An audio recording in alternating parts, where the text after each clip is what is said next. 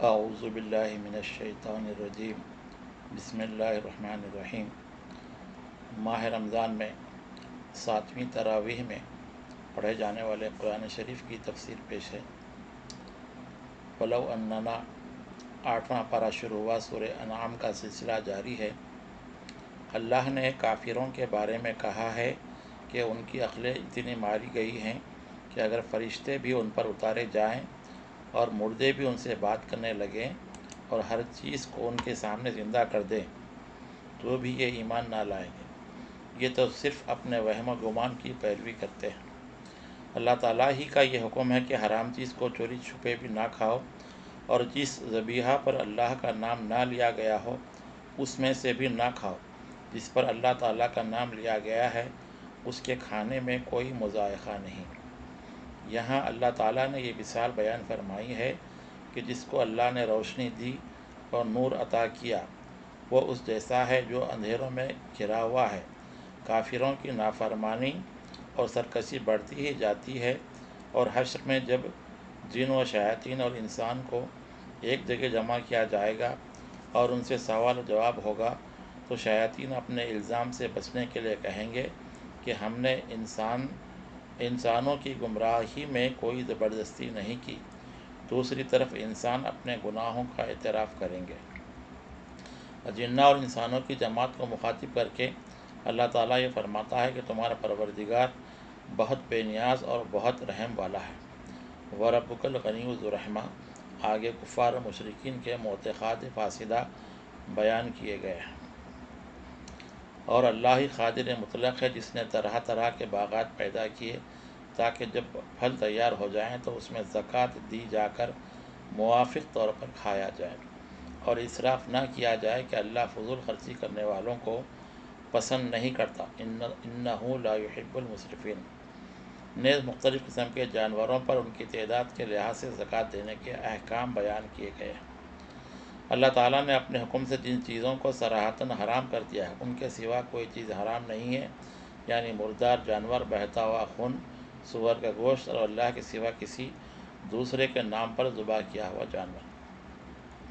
اللہ کے ساتھ شرک نہ کیا جائے، والدین کے ساتھ حسن سلوک ہو، مفلسی کے ڈر سے بچوں کو قتل نہ کیا جائے، چھپی اور کھلی بے حیائیوں کی باتوں سے اجتناب کیا جائے، ناحق کسی کو مارا نہ جائے، یتیم کے مال کی حفاظت کی جائے، ناپ تول برابر ہو، فیصلوں میں عزیز و اقرب کی طرفداری نہ ہو، یہ سب راہ مستقیم کی باتیں ہیں اور اللہ کی رحمت مستحق بناتی ہے۔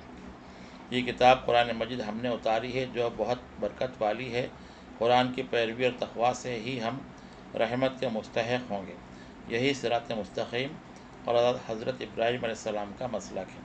ہماری نماز اور ہماری سب عبادات اور جینا مرنا سب اللہ کے لیے ہے، اور اللہ نے ہم کو زمین پر اپنا خلیفہ بنایا ہے، اور وہ بڑا غفور الرحیم ہے۔ وَإِنَّهُ لَغَفُورٌ الرحیم۔ بسم اللہ الرحمن الرحیم۔ سورہ الاعراف شروع ہو رہا ہے جو ہجرت سے قبل مکہ معظمہ میں نازل ہوا۔ اس میں انبیاء علیہ السلام کے بلند مقام کی طرف توجہ دلائی گئی ہے۔ قرآن مجید کے نزول کا مقصد لوگوں کو نصیحت کرنا ہے۔ اللہ نے بنی آدم کو اس زمین پر رہنے کے لیے جگہ عطا کی اور معاش کے وسائل فراہم کیے، لیکن باہما وہ بہت کم شکر گزار ہے۔ اس کے باوجود وہ بہت کم شکر گزار ہے۔ انسانوں کو اللہ تعالیٰ نے سب سے بہتر شکل و صورت پر پیدا کیا اور ملائکہ کا مسجود بنایا۔ حضرت آدم اور حوا علیہ السلام کو جنت عطا کی، لیکن شیطان کے بہکاوے میں آ جانے کی وجہ سے وہ جنت سے نکالے گئے۔ اللہ تعالیٰ سے توبہ و استغفار کرنے کی وجہ سے ان کا قصور معاف ہوا اور زمین عارضی قیامگاہ ٹھہری جہاں ان کو جینا اور مرنا ہے اور پھر یہاں سے واپس جانا ہے۔ جسمانی زیب و زینت کے لیے لباس عطا ہوا اور روحانی فیض و برکات کے لیے تقویٰ اور صلاۃ کا حکم دیا گیا۔ لباس کا مصرف یہ نہیں کہ دکھاوا اور اسراف ہو، بلکہ وہ پاک صاف ہو۔ پرہیزگاری بہترین لباس ہے۔ ہر کام میں اعتدال ہونا چاہیے۔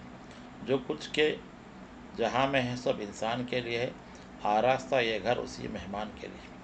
البتہ اللہ کی ان نعمتوں کو جو خلاف احکام غلط طور پر استعمال کرے گا اس کو آخرت میں کچھ نہ ملے گا اور اس کو پھر جنت کبھی نصیب نہ ہوگی۔ اللہ کے جو بندے اپنے نیک اعمال کی وجہ سے جنت میں جائیں گے، وہ دوزخ میں جانے والوں کو پکار پکار کر کہیں گے کہ دنیا میں سرکشی کا کیا حشر ہوا، یہ دنیا میں نہ تو کسی کو دوبارہ آنے کی اجازت دی جائے گی اور نہ کسی کی سفارش کام آئے گی۔ اس کائنات کی اللہ تعالیٰ نے 6 دن میں تخلیق کی اور عرش پر متمکن ہوا۔ یہ گردش لیل و نہار اسی ہی کے حکم سے ہے۔ ہمیں مانگنا ہے اس سے ہی جو کچھ کے مانگنا ہے، گڑ گڑا کر اور چپکے چپکے، عذاب کے ڈر سے اور رحمت کی امید پر، کیونکہ اللہ کی رحمت خلوص رکھنے والوں سے بہت ہی قریب ہے۔ اب پچھلے انبیاء اور ان کی قوموں کا حال بیان ہو رہا ہے۔ حضرت نوح علیہ السلام اپنی قوم کو ہدایت کرتے ہیں، لیکن جب ان کی قوم انکار کرتی ہے تو وہ غرقیاب کر دی جاتی ہے۔ قوم عاد کی طرف حضرت ہود علیہ السلام کو نبی بنا کر بھیجا جاتا ہے، لیکن جب قوم عاد نے حضرت ہود علیہ السلام کا کہا نہیں مانا تو اللہ تعالیٰ نے اس قوم کی جڑ کاٹ کر پھینک دی۔ قوم سمود کی طرف حضرت صالح علیہ السلام کو بھیجا گیا، لیکن قوم سمود کی نافرمانی کی وجہ سے اس قوم کا پتھراؤ سے خاتمہ کر دیا۔ حضرت شعیب علیہ السلام نے اپنی قوم کو برابر ناپ تول کرنے کی بہت تاکید کی تھی اور ملک میں اس کا انتظام درست ہونے کے بعد فساد نہ کرنے کی نصیحت کرتے رہے، لیکن ان کی قوم نے ایسی عقل کی باتیں بھی نہ مانی۔ صدق اللہ العظیم۔ اللہ تعالیٰ سے دعا ہے کہ اللہ تعالیٰ ہمیں قرآن شریف کو درست پڑھنے، اسے سمجھنے، اس کے مفاہیم پر عمل کرنے اور اس کے پیغام کو ساری دنیا میں عام کرنے کی توفیق عطا فرمائے۔